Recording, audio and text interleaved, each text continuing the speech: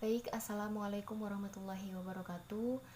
Pada kesempatan kali ini kita akan belajar mengenai analisis wacana. Di sini kita memiliki 8 subbagian. Yang pertama ada sejarah singkat mengenai analisis wacana, kemudian ada sekilas konsep dan contoh analisis wacana, ada juga jenis-jenis pendekatan analisis wacana.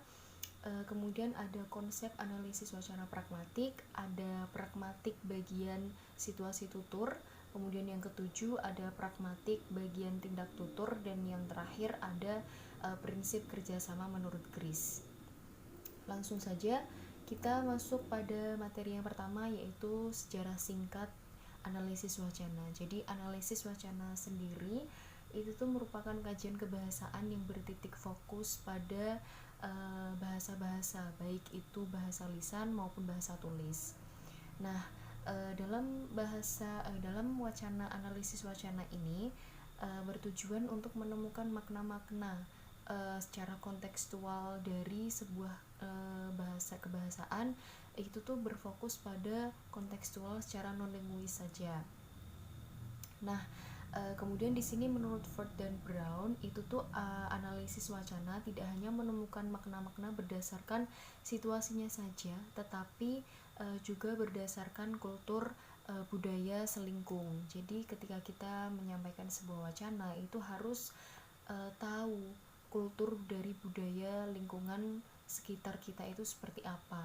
Jadi nyambung nanti misalnya ketika kita berbicara atau ketika kita menyampaikan sebuah wacana, nyambung dengan sasaran atau mitra tutur kita. Selanjutnya ada sekilas konsep dan contoh mengenai analisis wacana. Di sini ada menurut Cameron dan Hulik mengemukakan bahwa analisis wacana itu memiliki banyak sekali aspek yang perlu ditafsirkan berdasarkan makna dan fungsinya. Jadi untuk tujuan dan fungsi sebuah wacana itu disusun agar dapat dimaknai sesuai dengan kultur budaya selingkung. Misalnya di sini saya mempunyai contoh dari slogan iklan Coca-Cola. Coca-Cola di sini merupakan brand mendunia yang di berbagai negara itu sudah ada, dan dia memiliki strategi pemasaran yang cukup unik dan cukup menarik. Mereka itu memahami kultur budaya atau kultur bahasa dari negara-negara yang mereka pasarkan. Di sini saya ambil contoh dari Spanyol, Israel, dan Indonesia. Di Spanyol itu mereka menggunakan taste the feeling dengan bahasa Spanyol. Kemudian di Israel itu dengan bahasa Arab, dengan bahasa Israel yang artinya rasa hidup. Kemudian di Indonesia dengan hidupkan semangatmu, life on your spirit. Nah, jadi mereka itu membidik sasarannya, membidik pangsa pasarnya dengan slogan-slogan versi sesuai dengan lingkungan budayanya. Kemudian yang ketiga kita masuk pada jenis-jenis pendekatan analisis wacana. Ada 3, yaitu pendekatan formal, selanjutnya ada pendekatan sosiologis empiris, kemudian ada juga pendekatan kritis. Nah, untuk pendekatan formal di sini hanya berfokus pada kaidah-kaidah semantik dan sintaksis. Jadi dia membedah dari struktural, berdasarkan strukturalnya. Jadi membedah sebuah wacana itu berdasarkan semantik dan sintaksisnya dari strukturalnya. Kemudian ada sosiologis empiris. Pendekatan ini tuh mendasarkan pada background knowledge dari mitra tutur kita.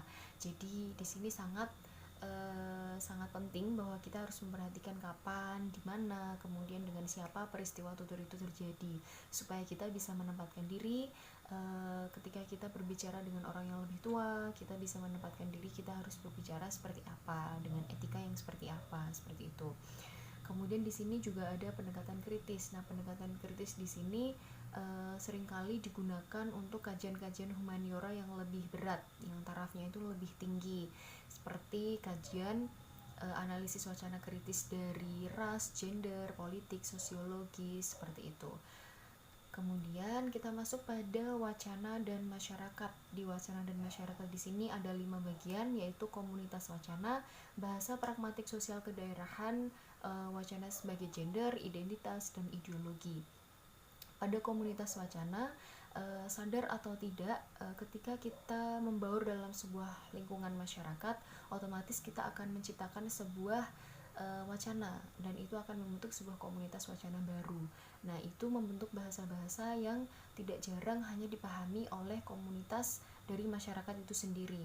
Kemudian ada bahasa praktik sosial kedaerahan. Di sini ada wacana itu sangat dipengaruhi oleh faktor sosial kedaerahan, dengan siapa kita berbicara, kemudian dengan bagaimana etika kita berbicara. Itu seperti kita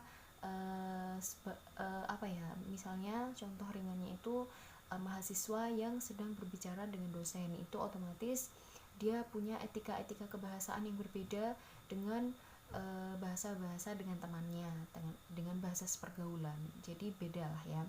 Kemudian ada wacana sebagai gender. Wacana sebagai gender di sini para pakar atau para ahli kebahasaan itu sudah menggunakan wacana sebagai gender ini sebagai diskursus penting dalam sebuah penelitian. Kemudian wacana sebagai identitas, jelas seseorang itu akan tercermin siapa dirinya, siapa identitas dirinya itu dari cara dia berkomunikasi, cara dia berbicara. Itu akan mencerminkan profesi, misalnya mencerminkan kepribadiannya, dan itu meliputi identitas dirinya.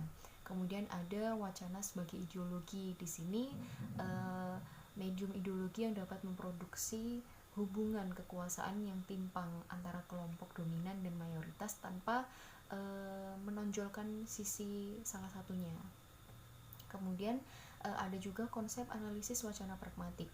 Di sini menurut Wijana dan Rohmadi, cabang ilmu bahasa yang mempelajari tentang struktur bahasa secara eksternal, yaitu bagaimana suatu kebahasaan itu digunakan dalam sebuah komunikasi. Nah, di sini sudah saya simpulkan ada 3 poin yang bisa kalian baca di PPT. Itu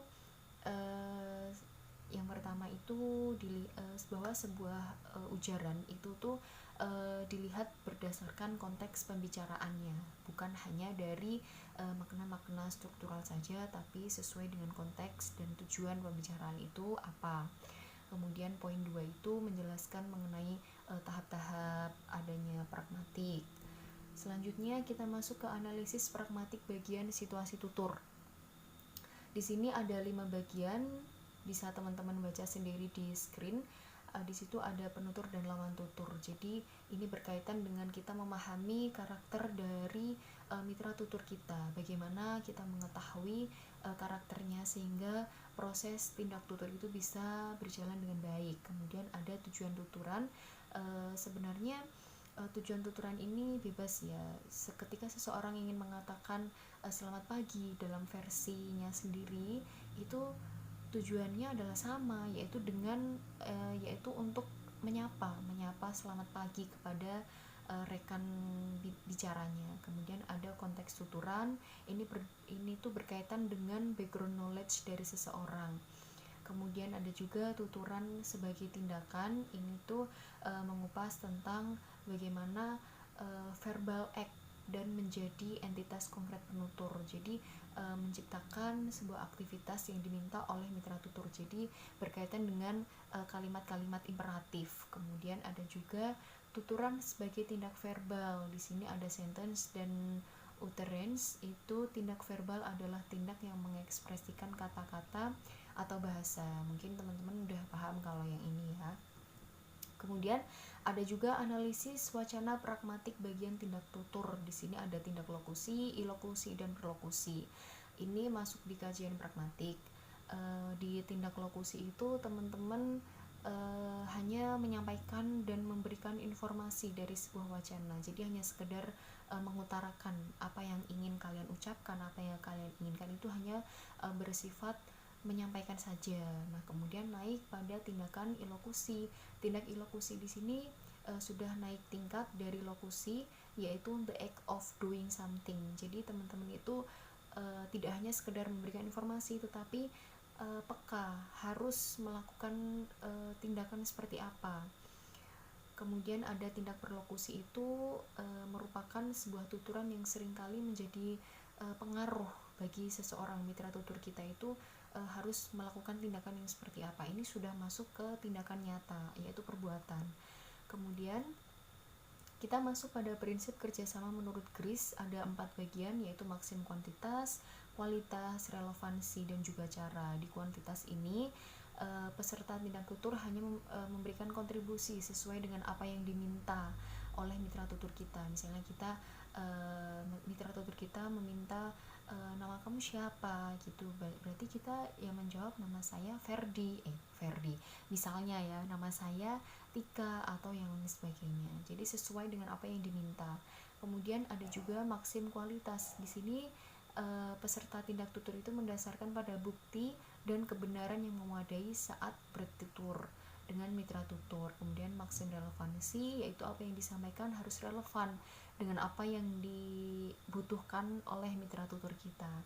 Kemudian ada maksim cara, bahwa ketika kita berbicara itu harus sejalan, harus sesuai, dan tidak boleh tidak boleh kabur. Itu maksudnya ya kita harus menjelaskannya dengan runtut, kita harus menjawab dengan runtut dan tidak berlebihan gitu. Jadi itu sekilas mengenai analisis wacana. Mungkin teman-teman sudah paham dan lebih jelasnya bisa membaca di materi gitu. Terima kasih. Wassalamualaikum warahmatullahi wabarakatuh.